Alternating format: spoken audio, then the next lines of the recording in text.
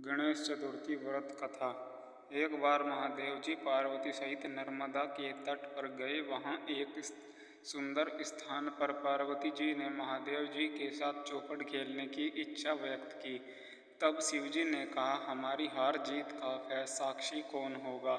पार्वती ने तत्काल वहां घास की तिनके से बटोरकर एक पुतला बनाया और उसमें प्राण प्रतिष्ठा करके उससे कहा, बेटा, हम चौपट खेलना चाहते हैं, किंतु यहाँ हार जीत का साक्षी कोई नहीं है।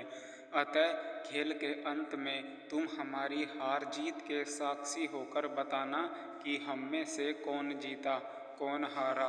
खेल आरंभ हुआ। देवयोग से तीनों बार पार्वती जी ही जीती। जब अंत में बालक से हार जीत का निर्णय कराया गया तो उसने महादेव जी को विजयी बताया। परिणामतः पार्वती जी ने क्रुद्ध होकर उसे एक पांव से लंगड़ा होने और वहां के कीचड़ में पड़ा रहकर दुख भोगने का श्राप दे दिया। बालक ने विनम्रता पूर्वक कहा, माँ, मुझसे अज्ञानवश ऐसा हो गया है। मैं किसी कुटिलता से ऐसा नहीं किया। मुझे क्षमा करे तथा श्राप से मुक्ति का उपाय बताए। तब ममता रूपी माँ को उस पार दया आ गई और वो बोली, यहाँ नाग कन्याएं गणेश पूजन करने आएगी। उनके उपदेश से तुम गणेश व्रत करके यह फल प्राप्त करोगे। इतना कहकर वे कैलाश पर्वत चली गई।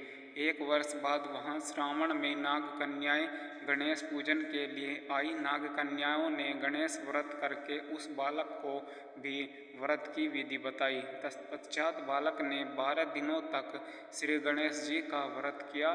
तब गणेश जी ने उसे दर्शन देकर कहा, मैं तुम्हारे व्रत से प्रसन्न हूँ, मनोवांछित वर मांगो।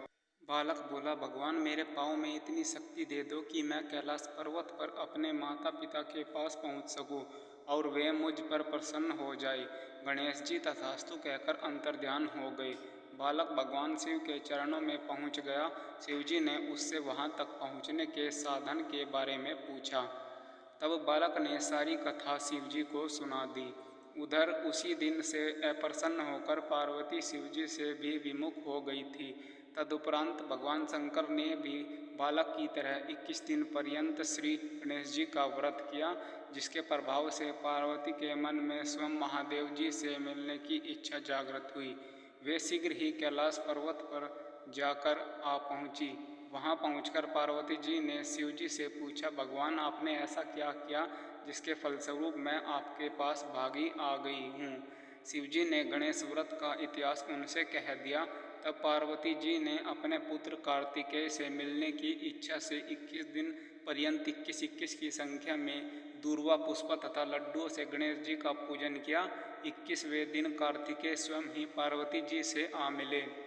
उन्होंने भी माँ के मुख से इस व्रत का महात्म्य सुनकर व्रत किया। कार्तिकेय ने यही व्रत विश्वामित्र जी को बताया। विश्वामित्र जी ने व्रत करके गणेश जी से जन्म से मुक्त होकर ब्रह्मा ऋषि होने का वर मांगा। गणेश जी ने उनकी मनोकामना पूर्ण की। ऐसे ही श्री गणेश जी जो सबकी मनोकामनाएं पूर्ण करते हैं। दूसरी कथा में एक बार महादेव जी स्नान करने के लिए भोगावती गए। उनके जाने के पश्चात पार्वती ने अपने तन के मैल से एक पुतला बनाया और उसका नाम गणेश रखा। पार्वती ने उससे कहा, हे पुत्र, तुम एक मुग्दल लेकर द्वार पर बैठ जाओ। मैं भीतर जाकर स्नान करूंगी। जब तक मैं स्नान न कर लूं तब तक तुम किसी भी पुरुष को भीतर मत आने देना। भोगावती में स्नान करने के बाद जब भगवान शिव जी आए तो गणेश जी ने उन्हें द्वार पर रोक लिया। इससे शिव जी ने अपना अपमान समझा और क्रोधित होकर उसका सिर धड़ से अलग करके भीतर चले गए। पार्वती जी ने उन्हें नाराज देखकर समझा कि भोजन में विलंब होने के कारण महादेव जी नाराज है। इसलिए उन्होंने तत्काल 2 थालियों में भोजन परोसकर शिव जी को बुलाया। तब दूसरा थाल देखकर तनिक आश्चर्यचकित होकर शिव जी ने पूछा, यह दूसरा थाल किसके लिए है? पार्वती जी बोली, पुत्र गणेश के लिए है, जो बाहर द्वार पर पहरा दे रहा है। यह सुनकर शिव जी और अधिक आश्चर्यचकित हुए। तुम्हारा पुत्र पहरा दे रहा है? हाँ नाथ, क्या आपने उसे देखा नहीं? देखा तो था, किंतु मैंने तो अपने रोके ब्रह्मचर्य पर उसे कोई दंड बालक समझकर उसका सिर काट दिया। यह सुनकर पार्वती जी बहुत दुखी हुई, वे विलाप करने लगी।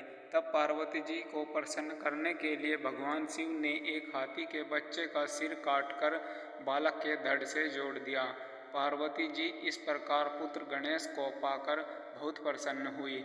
उन्होंने पति तथा पुत्र को प्रीतिपूर्वक भोजन कराकर बाद में स्वयं भोजन किया।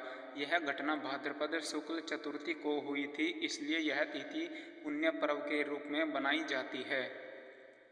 ऐसी ही कहानियाँ पढ़ने के लिए आप हमारे चैनल को सब्सक्राइब करें। धन्यवाद। राधे राधे।